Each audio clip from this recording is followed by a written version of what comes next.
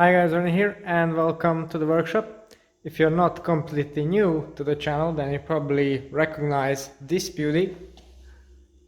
Yes, this white Trek Madone is my previous road bike and now it's back here for a thorough upgrade, namely a group set change, where we're going to take off the old 11-speed eTap and the accompanying bits like the cranked power meter, oversized pulley, and make the switch to the new group set. So this is the box of the old one, old power meter, old oversized pulley.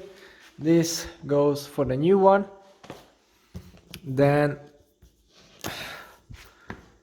the new power meter, which will be the integrated chainring double setup like shown here. Very neat little unit. This will go on to a set of Trek specific, basically red cranks with the 24mm axle. It's the only bike basically that needs this one instead of the newer dub style axle. Then this is the group set itself, so levers very similar to the current ones, but of course the front and rear mac completely new, redesigned, and we also have a 10 to 28 tooth cassette on there with the 46-33 chain rings. The wheels are MV 6.7s, so a bit of an older generation, but still very nice and beautifully matching this frame. And on there are some DT240 hubs, on which on the rear one to change the free up to an XDR is a very simple task. So and also because of the fact that it's eTap, it's completely wireless, it's not really a big deal in terms of installation. Should be pretty straightforward.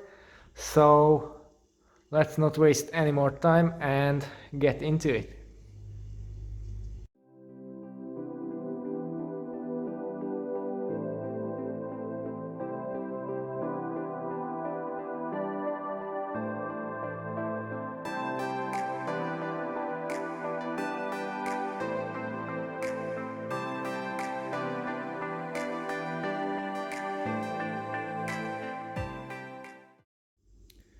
Okay, so the group set is now stripped off the bike, and since we have all the parts laid out here for both systems, both 11-speed and 12-speed, I decided to do a quick check of the weights, because I'm sure that for some of you this could be interesting. So what is the weight cost of having that one extra cog at the back, or is there any in fact? So let's start right now with the cassettes. Both use a very similar construction, milled out of one piece of billet steel, but as the 11-speed version has a regular lock ring on there, the 12-speed version uses an XDR free hub body, which means that there is no lock ring, but instead the cassette is fixed on basically a spline and a thread on the free hub body, and the inside of the cassette is actually able to rotate within the cassette, and this is how you fix it. So let's start.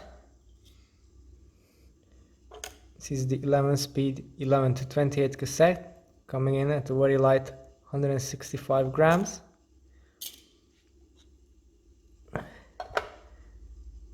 And yep, one more cog. Obviously it's a bit heavier, so around 20 grams difference between the cassettes.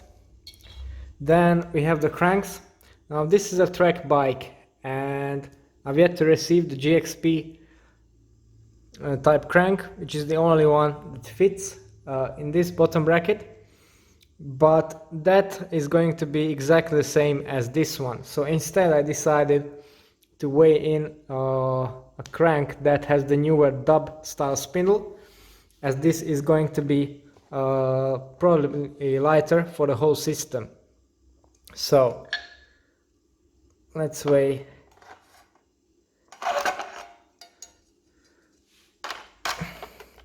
the older Quark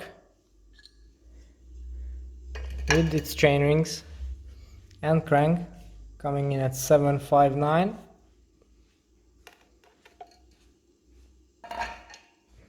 And now we have the new integrated power meter with double chain set.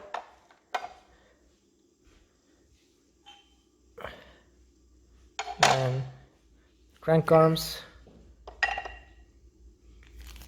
and the bolts. 600, so a saving of a quite significant 160 grams coming just from the crankset and the power meter. So this is pretty neat, but as I said, this saving is coming mainly from the dub style spindle with the new crank. If you run a track, you're going to be forced to use the older style GXP crank, but you can still fit the newer integrated power meter, which is lighter as well. Okay, now let's check the levers. Now they look identical, as you can see here. So let's check the weight, if that is identical as well. I suspect it is. 287.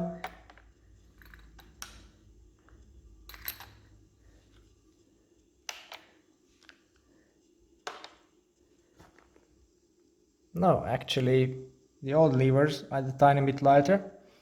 That's a bit of a surprise, because I thought, well, they look the same. So I thought the internals are the same, but apparently there's something extra. It's a slightly heavier on the newer ones. Now let's look at the front mag without the battery. The batteries are identical, so should be the same. 137 for the 11-speed version.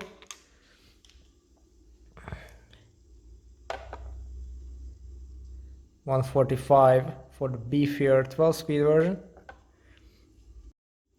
So the front mags are done. Now let's have a look at the chains. So the 11-speed uncut chain coming in at 260 almost, and an uncut 12-speed chain coming in at 265, so more or less the same. Very little difference in there. Now let's have a look at the rear mags. It's the 11-speed version, the ceramic speed oversized pulley, 261, quite light, and the bulkier 12-speed version coming in at 331.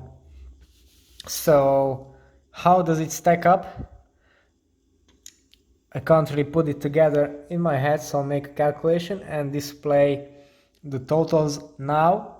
What can be noted is that the new crank design is a lot lighter, but each of the components is a slight bit heavier, so should make up for the difference. And really it's not a deal breaker either way, not going to do much to your weight. We need each if you choose either of these systems. Of course, with 12 speed you have potentially a wider gear range with the bigger cassettes and smaller steps, so you are freer, or the possibilities of doing a one-by setup like I do are much wider. So in that case the weight savings could be more significant, but as it stands now, not really all that much difference. Okay, let's take all these parts now and throw them on the bike. Okay, so now that we have the group set stripped off the bike, there's one more thing I need to take care of, and those were the wheels.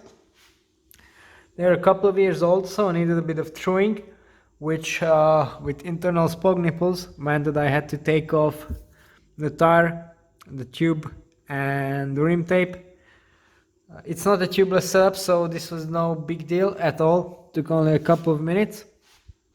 And one more thing that I need to do is to change the free hub. This being a DT240 hub, it's a very easy task. You just use a vise or a dedicated tool or or clamps that go into the vise and pull the end caps off, pull the free hub off, no real tools required, and then you assemble the ratchet again, pull it back together and just press the end caps on. Super simple. One thing you do need to note, however, when buying an XDR free hub for DT Swiss is that you also need to change the end cap, because as you can see the free hub has a much smaller diameter here compared to the old one, so you need a smaller end cap as well.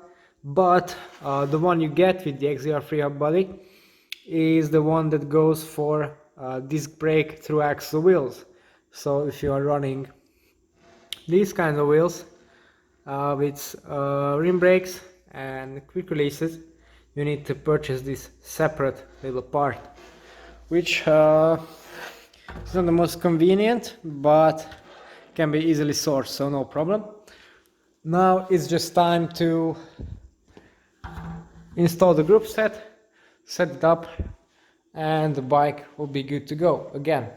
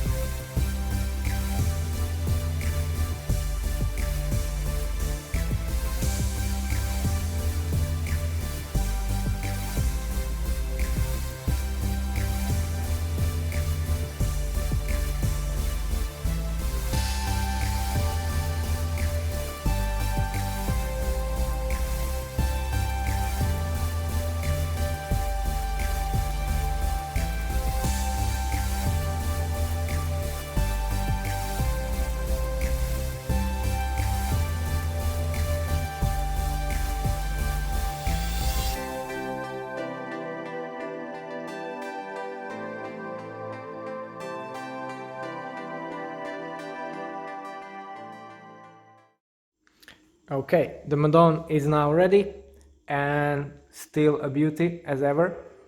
Also, the new group set is a nice fit for it with its chrome details, goes nicely against the all black and white theme. So as I said, levers fairly similar. Basically all I needed to do this upgrade was to dismantle the brakes and the wedge system, front and rear, pull the cables out, put on the new levers, install the cables, readjust the brakes, and put on the front and rear mech, the chain, adjust it, and that was basically it. With eTap, very simple indeed. I also managed to reuse the bar tape because it wasn't too worn or damaged. So you can see also the oversized pulley wheel system up there and adjusted. The new Quark power meter with the GXP axle. One of the weak points, I've said it already a couple of times, of these track frames is the BB90 standard. Not because it's bad inherently, or at least I didn't have too many bad experiences with it. The problem is that it doesn't accept the newer dub spindle, which is 29mm in diameter. But that's not really the problem. The problem is that it's a far superior crankset, and I really like it a lot better than this GXP version. But still, we managed to stick this on. It works. And for the next generation of the track frames, they're getting the T47 threaded bottom bracket, which is supposed to be very good. So we'll see. One thing that I have to mention here is the compatibility of these cranks with these new generation power meters,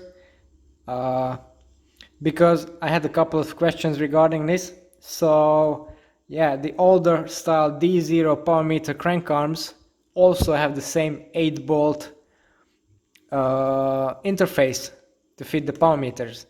The problem with this is that despite that the interface is the same, it's oriented in a different way, and also the shaping of the crank is different here and well throughout in the carbon itself, so they don't actually fit.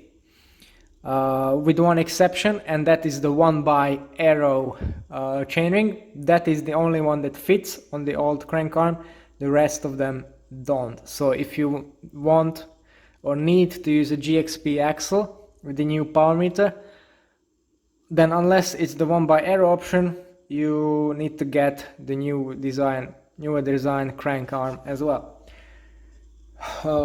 Weight wise, there's very little difference in the two group sets, so the weight of the bike again didn't change much, but it got closer gear ratios while having a wider range as well, so nice little upgrade. And since I have here, it's a rare occasion, but it's my old bike here and my new bike right here, both with the same group set. So which one would you prefer? The classic swooping lines and rim brakes of the Madone, or the new disc brake wenge with kind of a more angular design? Let me know what you think in the comments. It's all for today. Thanks for watching, and see you next time.